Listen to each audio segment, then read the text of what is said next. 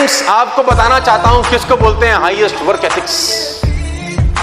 काम के बीच में कुछ ना आने पाए, इसको बोलते हैं हाईएस्ट वर्क एथिक्स। हमारे यहां तो समस्या क्या है, जुकाम हो जाता तो आज छुट्टी कर ले, आज तबीयत ठीक नहीं जी। आज मासी की बेटी की शादी है, क्लास में क्यों नहीं आया? आज मासी की बेटी की शादी थी। पर्सनल प्रॉब्लम्स को एजुकेशनल प्रॉब्लम में कभी मिक्स मत करना आप लोग। अगर आप जिंदगी में वाकई में टारगेट हिट करना चाहते हैं बहुत बड़ा, तो अपनी पर्सनल प्रॉब्लम्स को अपनी एजुकेशन के आड़े मत आने देना। कभी जिंदगी में अपनी पर्सनल प्रॉब्लम्स को एजुकेशन के आड़े मत आने देना, क्योंकि पर्सनल प्रॉब्लम तो हर दिन कोई ना कोई खड़ी हो जाएंगी ना। कभी नलके में पानी नहीं आ रहा होगा तो बाप बोलेगा प्लम्बर को बुला ला। जब पढ़ाई की बात है, जब वर्क एथिक्स की बात है, तो मुझे लगता है कि आपको हाईएस्ट वर्क एथिक्स को फॉलो करना चाहिए, क्योंकि जब विजन क्लियर होता है आदमी के ना, तो रास्ते अपने आप बन जाते हैं। और जब विजन क्लियर नहीं होते तो फिर कहानियां बनती हैं, मैं सफल क्यों नहीं हो पाया, क्योंकि। फिर क्योंकि के बाद बहुत सारी कहानियां होती हैं। पेपर बाहर से आ गया था, हमारे पास एक सेट फॉर्मूला था बचपन में, एग्जाम बाहर से आ गया था। जो बच्चे अक्सर, आप लोग तो खैर नहीं करते होंगे, बढ़िया बच्चे हो, हमारे टाइम पे तो बच्चे बहुत नालायक होते थे। हम तो 33 वाले बच्चे हैं, 33 पास हो जाते तो बड़े खुश रहते थे। आजकल तो परसेंटेज का जमाना है। अभी करोड़ीमल में 100% कट ऑफ गया, दिल्ली में रहता हूं मैं, 100% कट ऑफ। मैं तो हैरान होता हूं कि बच्चे क्या लिखते हैं, 100%। बाप रे बाप, वो लड़की 99.9 लिख, तो मैंने उससे सोचा कि मैं से मिलूं तो वो क्या लिख के आई थी।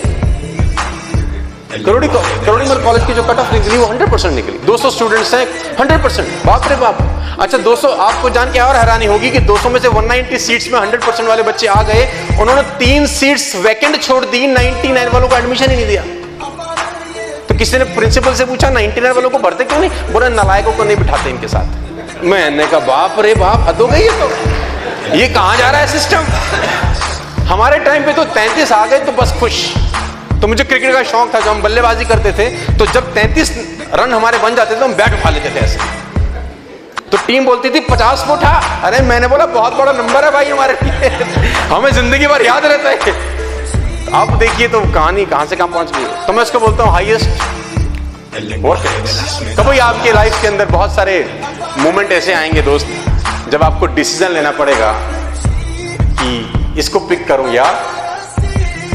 मैं आपको फॉर्मूला बता देता हूं पिक करने का, वहां कॉमन सेंस कभी कभी काम नहीं करती। मैं आपको सिंपल फॉर्मूला बताता हूं कि जब डिसीजन लेना हो तो डिसीजन किसके पक्ष में ले। सिंपल फॉर्मूला है मेरी लाइफ का, डिसीजन वो ले जो डिफिकल्ट लग रहा हो उस वक्त। जब भी 2 चीजों में चुनाव करने का डिसीजन हो, हमेशा डिसीजन वो ले जो करना मुश्किल लग रहा हो। 95% लोग डिसीजन वो लेते हैं जो करना आसान लग रहा होता है। यहीं से डिफरेंस पैदा हो जाता है सर। जब भी आप टफ डिसीजन लेते हैं लाइफ आसान हो जाती है, और जब भी आप इजी डिसीजन लेते हैं लाइफ टफ होती है हमेशा। Always take tough decision in your life. उसने सुबह कौन सा डिसीजन लिया कोहली ने, टफ क्या आसान? टफेस्ट डिसीजन मैं समझता हूं यार किसी लड़के के। और जब वो पेविलियन से लौट रहा था तो जो बाकी की टीम थी वो खड़े होकर ताली बजा रही थी और उन सबकी आंखों में आंसू था। उनके लिए रिगार्ड था उसके लिए कि लड़के ने क्या वर्क एथिक्स को फॉलो किया, अपने और अपने काम के बीच में से किसी को नहीं आने दिया। तो जितने भी लोग सफल हुए हैं, जितने स्टूडेंट सफल हुए हैं, जितने लोग इस दुनिया को रूल किए हैं, उन्होंने ये चीज हमेशा फॉलो की है, हाईएस्ट वर्क एथिक्स। ये तीसरी चीज है, अपने और अपने एजुकेशन के बीच में किसी को कभी जिंदगी में आने आप मत देना। I'll take you to the next one, the number 4। और ये इंपॉर्टेंट है यार। अब आप IIT जा रहे हैं, IIT की तैयारी कर रहे हैं, तो आपके लिए सबसे इंपॉर्टेंट है डिटेल्ड एक्शन प्लान। और उसमें बोलता हूं little efforts every day will make you greatest in the world.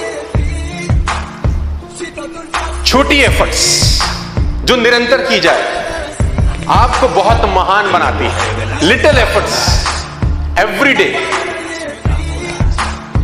मैं आपको समझाने की कोशिश करता हूं। आपको मेरा बात समझ में आ रहा है क्या? हाँ? आपको मेरा बात समझ में आ रहा है? Little efforts every day. एक साथ कभी भी आप जब स्टडीज करते हैं तो लोग मुझसे पूछते हैं कि क्रैक कैसे करेंगे एग्जाम, यार हमको क्रैक करने का तरीका बताओ।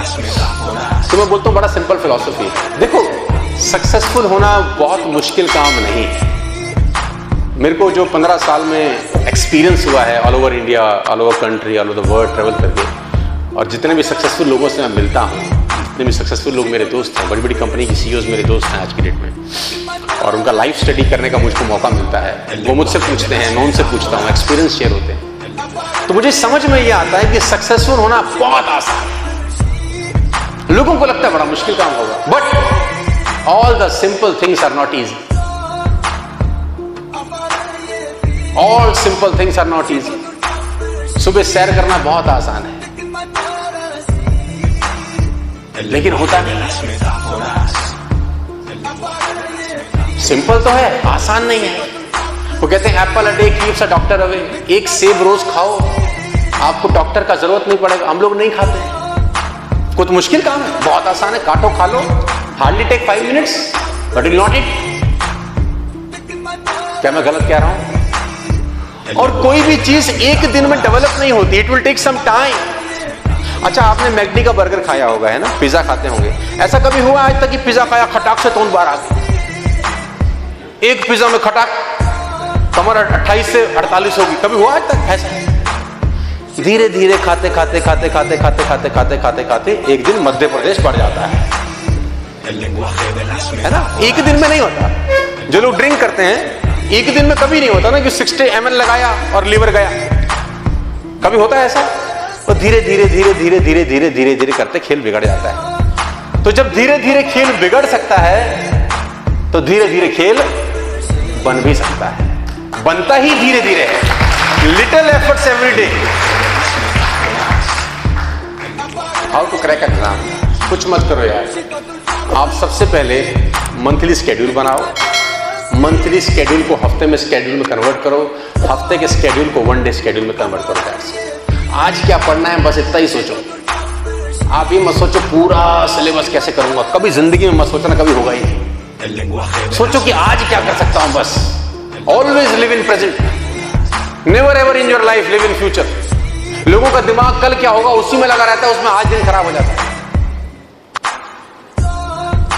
सिर्फ स्केड्यूलिंग साल की मत करो, महीने की करो। महीने से 1 हफ्ते पे ले आओ, हफ्ते से 1 दिन पे ले आओ कि आज अपन को ये 2 चैप्टर या 1 चैप्टर या 10 पेज खत्म करना है बस। कल क्या होगा साला कल की कल देखेंगे, आज नहीं सोचते उसके बारे। जब किसी टीम को 300-400 रन बनाने होते हैं, तो 1 ओवर में कितना बनाए इसके बारे में सोचा जाता है। Are you getting my point? Little efforts every day.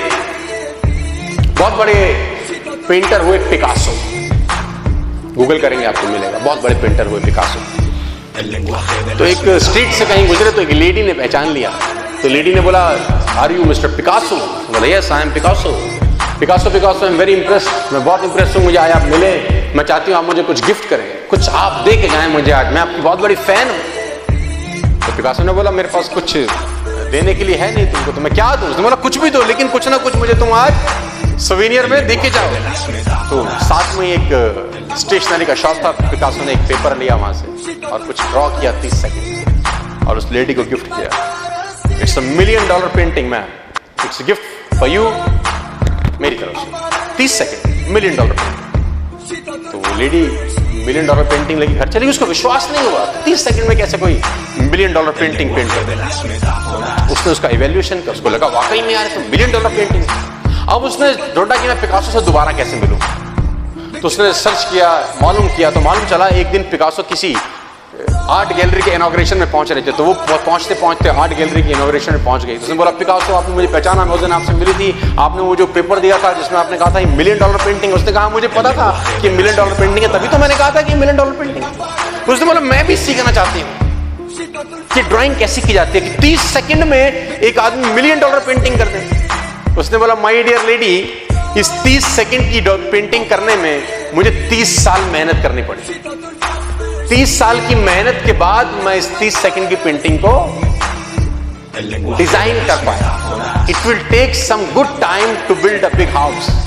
बड़ी चीजों को बनाने में बहुत सारा समय लग जाता है दोस्त। मैं आपको छोटा सा एग्जांपल देके समझाना चाह रहा था कि ये जो लिटिल एफर्ट्स एवरी डे है will make you greatest in the world. छोटे छोटे चीजें, छोटे छोटे, कुछ बड़ा डिसिप्लिन नहीं है यार। छोटे छोटे डिसिप्लिन से बहुत बड़ी बड़ी चीजें हो जाती हैं। लेकिन प्रॉब्लम क्या है, अपन लोग छोटा छोटा डिसिप्लिन फॉलो